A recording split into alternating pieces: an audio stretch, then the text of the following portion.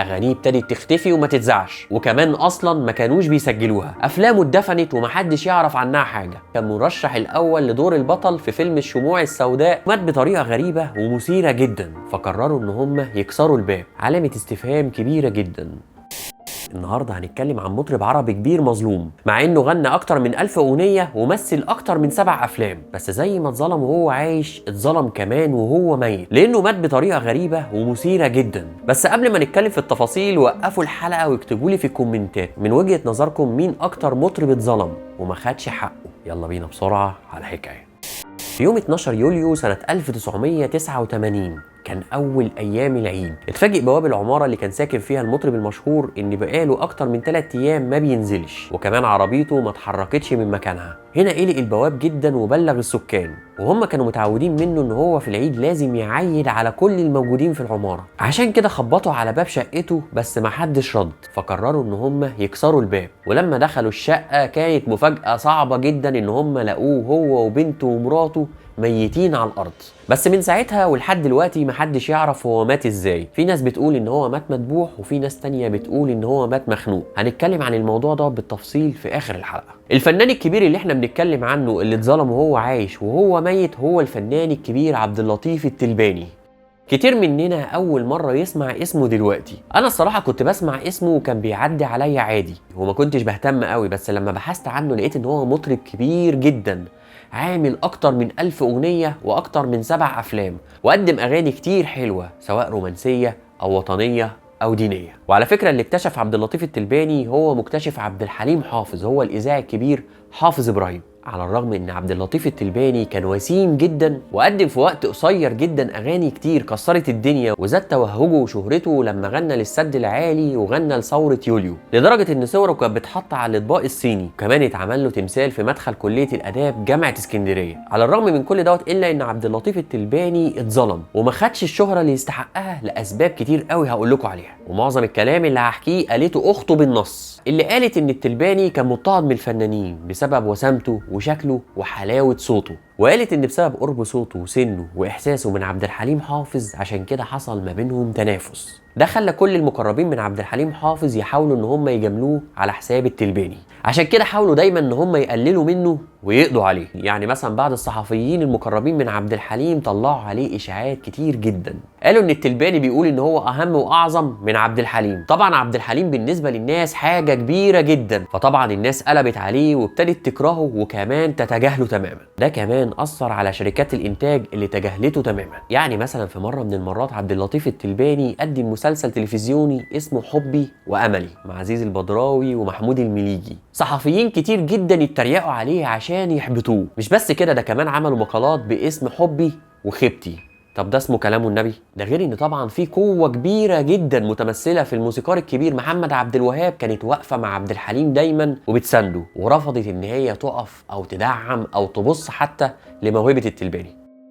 عبد اللطيف التلباني كان بيتحارب من كل حته، لدرجه ان مره الفنانه الكبيره ورده بعتت له دعوه ان هو يروح يغني معاها في حفله، بس كان في شرط ان اسمه ما يتذكرش ابدا في دعايه الحفله عشان ما يحصل لهمش مشاكل. بس طبعا عبد اللطيف رفض الكلام ده نهائي ورفض ان هو يشارك في الحفله.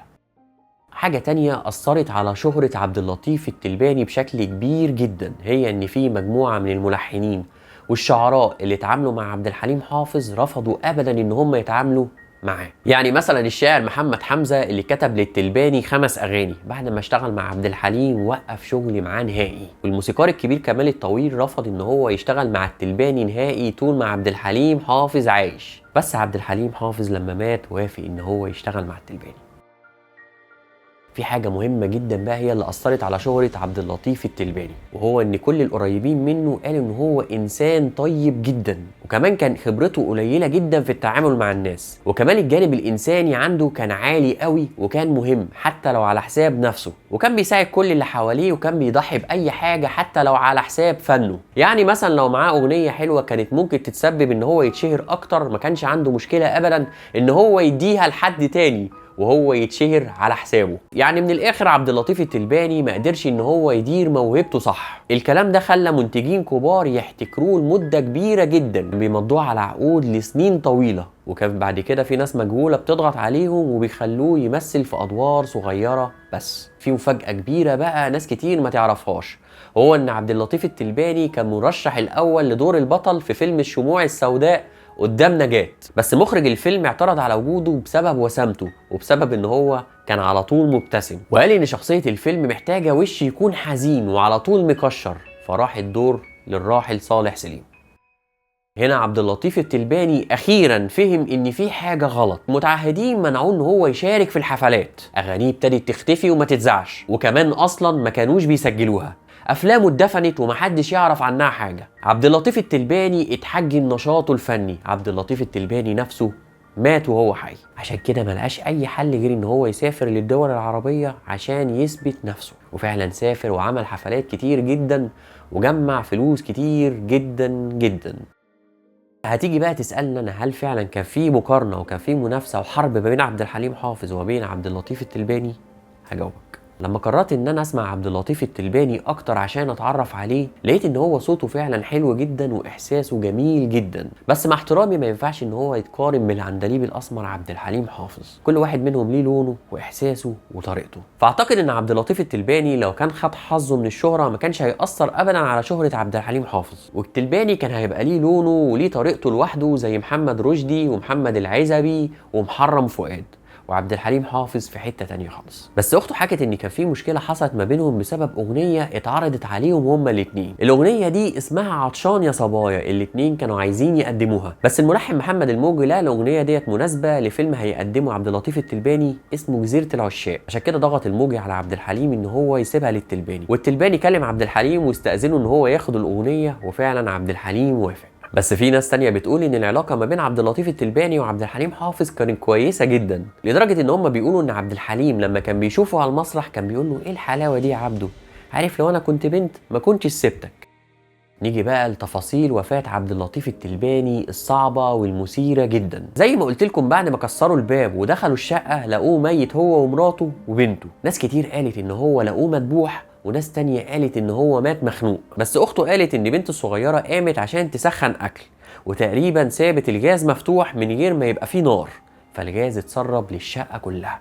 وهنا اتخنق عبد اللطيف ومراته وبنته. وهنا جه تقرير النيابة ان الوفاة ما فيهاش اي شبهة جنائية عشان يموت عبد اللطيف التلباني وتنتهي قصته. عبد اللطيف التلباني مات واتظلم وهو عايش، وكمان انظلم بعد وفاته. الراجل دوت حتى بعد وفاته ما اتكرمش، وكمان محدش يعرفه ولا بيتكلم عليه، وكمان محدش يعرف حاجة عن أغانيه ولا عن أفلامه، مع إنه قدم 1000 أغنية وأكتر من 7 أفلام. علامة استفهام كبيرة جدا. رحمة الله على عبد اللطيف التلباني، رحمة الله على عبد الحليم حافظ وعلى أمواتنا وأموات جميع المسلمين.